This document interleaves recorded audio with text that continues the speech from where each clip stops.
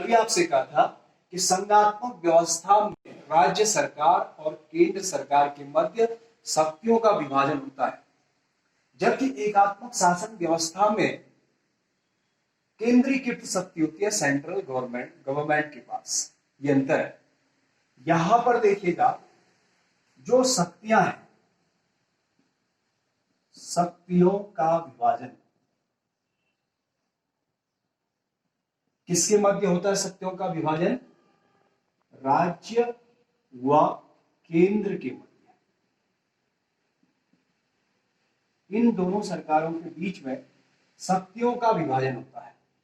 अब यह शक्तियों का विभाजन किस प्रकार से हम इसको समझेंगे, जैसे सबसे पहले मैं लेता हूं आपका एक यूनियन लिस्ट है और इसको हम हिंदी में संघ सूची कहेंगे।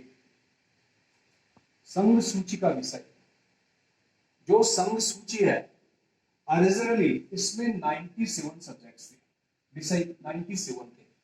अब यहां विषय को हम बृहद रूप में लेते हैं। जैसे हम स्कूल में पढ़ते हैं, हिंदी पढ़ता है, अंग्रेजी पढ़ता है, गणित पढ़ता है, फिजिक्स पढ़ता है, बायोलॉजी पढ़ता है, जूलॉजी पढ़ता है, ज्योग्राफी पढ़ता है, बहुत सारे सब्जेक्ट्स हैं। तो हम इन सब सारे सब्जेक्ट्स को एक ही सब्जेक्ट के तौर पे लेंगे और उसको क्या कहते हैं? शिक्षा। इसी प्रकार से जो है व्यापार, कोई जो है चावल का व्यापार करता है, कोई कपड़े का करता है, कोई अन्य वस्तुओं का करता है, तो उसको हम एक ही विषय के अंदर रखेंगे, उसको रखेंगे व्यापार के अंदर। ये विषय थोड़ा बड़े बन जाते हैं। तो ओरिजिनली यूनियन लिस्ट के अंदर 97 सब्जेक्ट्स थे और वर्तमान में इसमें संशोधन के उपरांत 100 विषय है, अर्थात संघ सूची के विषय में वर्तमान में 100 विषय है। अगर हमको किताब में 97 मिलता है या कुछ अलग मिलता है तो किताब पुरानी प्रिंटेड है। मैं आपको जो अपडेट है उसको बता रहा हूं कि वर्तमान में 100 विषय है आपके। तो ये संघ सूची के विषय पर कानून जो बनाने का अधिकार है वो केवल और केवल भारतीय संसद को है। किसी भी राज्य की सरकार इन विषय को छेड़ नहीं सकती है। उदाहरण के लिए, आप गणित पढ़ते हैं तो गणित में आपकी मार्किंग कैसे हुई, कॉपी कैसे चेक हुई, क्या दिक्कत है, तो सामान्यतः जो है उस विषय में अधिकार कौन रखता है? गणित का अध्यापक। हिंदी का अध्यापक आपका गणित का सवाल सही होने पर भी उसको सही या सही ना होने पर उसको गलत करने का अधिकार नहीं रखता है। यानी जो भी संशोधन करना हो, अगर एग्जाम के दौरान आप सेटिस्फाई नहीं है तो गणित का अध्यापक ही करता है। दूसरा टीचर केवल आपको सजेशन दे सकता है कि आप उनके पास जाइए, या उस अध्यापक को सजेस्ट कर सकता है, लेकिन अधिकार नहीं रखता है। तो उसी प्रकार से संघ सूची के विषय पर केवल और केवल कौन सी सरकार जो अधिकार रखती है?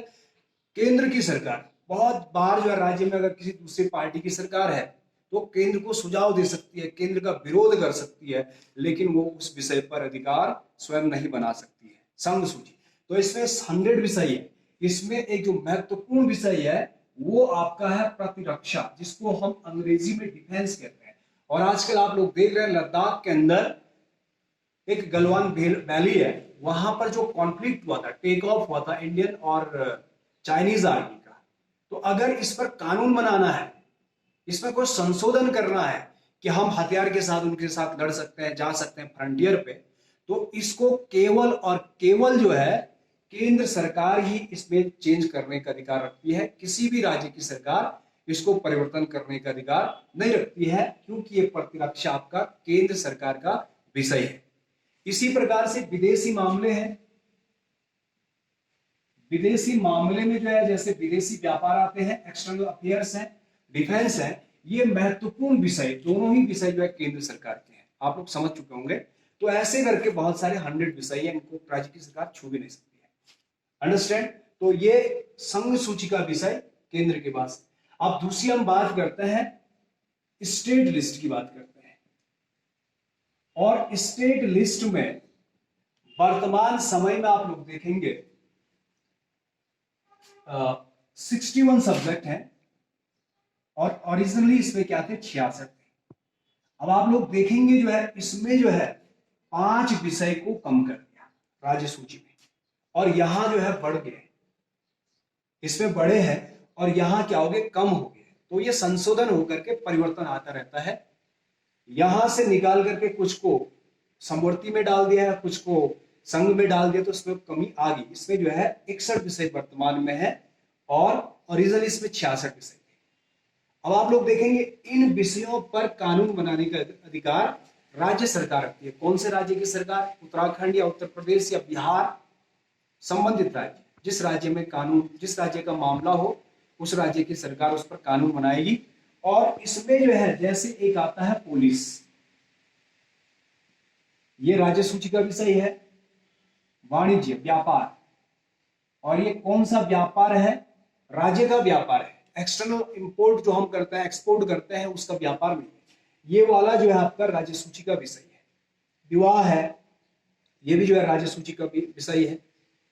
तो अब यहां पर आप लोग देखेंगे जैसे जो है पुलिस होता है, उत्तराखंड पुलिस अलग हो गया, उत्तर प्रदेश का पुलिस अलग हो गया, बिहार का पुलिस अलग हो गया, दिल्ली का पुलिस अलग हो गया, क्योंकि ये आपका स्टेट लिस्ट का क्या सब्जेक्ट है। और इसमें कानून बनाना है, संशोधन करना है, तो संबंधित राज्य की सरकार उस पर फैसला ले सकती है, बना सकती है। लेकिन आप लोग देखते हैं आर्मी की अगर मैं बात करूं तो ऐसा नहीं कहा जाता Uttarakhand ITBP, Bihar ITBP, Bihar army, Delhi army, ऐसा नहीं कहता। इंडियन आर्मी और आईटीबीपी ऐसा कहा जाता है, क्योंकि ये क्या डिफेंस है और ये कहां का विषय है आपका? सेंट्रल गवर्नमेंट का, यानी यूनियन का। आप लोग समझ रहे होंगे। जैसे जो पुलिस है तो उत्तराखंड पुलिस उत्तराखंड के अंदर ही इनका ट्रांसफर होता है, लेकिन डिफेंस वाला है वो ऑल इंडिया के अंदर कहीं भी उसका जो है ट्रांसफर हो सकता है, क्योंकि वो केंद्र से संबंध, राज्य से संबंध। अगला चलते हैं हम राज्य समवर्ती सूची, इसको अंग्रेजी में कहते हैं कौन करंट लिस्ट कहते हैं। आप हिंदी में भी समझेंगे, आपको हिंदी में लिखना है। इसको कहते हैं संघ सूच, राज्य सूच, और तीसरा हो गया आपका समवर्ती सूची। समवर्ती सूची के बारे में आप लोग जानते थे। इसमें जो है वर्तमान में 52 विषय है, ओरिजिनली 47 थे। वर्तमान में 52 है और पहले कितने थे? इस पे 47 है। यहां पर कानून बनाने का अधिकार दोनों सरकार को है, राज्य सरकार और केंद्र सरकार। आपको मैंने कल के वीडियो में बताया था, अगर एक ही विषय पर दोनों सरकार कानून बनाती है तो केंद्र का कानून प्रचलन में रहेगा, ये राज्य वाला स्वतः क्या हो जाएगा? निरस्त हो जाएगा।